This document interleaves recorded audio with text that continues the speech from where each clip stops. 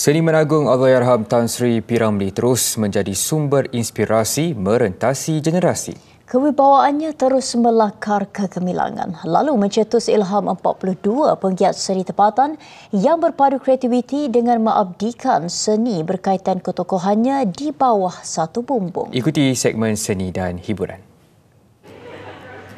Karya seni, satu daripada kerja Tuhan. Begitulah antara bait kata penuh makna yang pernah dilontarkan seniman agung Allahyarham Tan Sri P. Ramlee. Tintanya terus hidup menerusi tinggalan warisan yang menjadi rujukan kepada industri muzik dan perfilman tanah air. Atas dasar itu, baru-baru ini di Ibu Negara, julung kalinya seramai 42 pelukis dan kartunis tempatan bergabung tenaga menerajui sebuah pameran seni khas menghargai kewibawaan figura ulung itu. Kita tahu P. Ramlee memberi inspirasi pada semua masyarakat, tak kira pada siapa, termasuk kita orang artis pun dia bagi satu inspirasi yang baik untuk kita tengok, kita kaji dia apa semua. Jadi kita ambil inisiatif tu, kita anjurkan satu pameran khas untuk P. Ramlee lah. Pada pameran ini lebih 50 karya dipersembahkan, setiap satunya tampil unik dengan idea dan kreativiti artis seni terhadap legasi seniman itu. Sekaligus keistimewaan pameran ini dimanifestasikan menerusi karya kreatif yang merentasi pelbagai medium. Cuma kalau kita pergi pameran, kita akan nampak potret yang banyak gambar-gambar P. Ramlee apa semua. So di sini kita cuba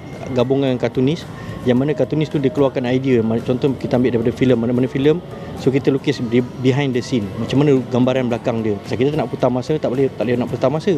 So kita cuba gambarkan macam mana keadaan ketika itu. Melihat sambutan yang memberangsangkan, penganjur merancang menganjurkan satu lagi pameran yang mengangkat objektif dan tema serupa. Bertemakan gemilang filem Melayu, pameran khas itu dijangka berlangsung pada November ini. Untuk akan datang, kita cuba untuk kita tak nak fokus pada P. Ramlee saja, tapi kita nak fokus pada negarawan-negarawan lain, tokoh-tokoh lain, contohnya macam bintang-bintang filem lain.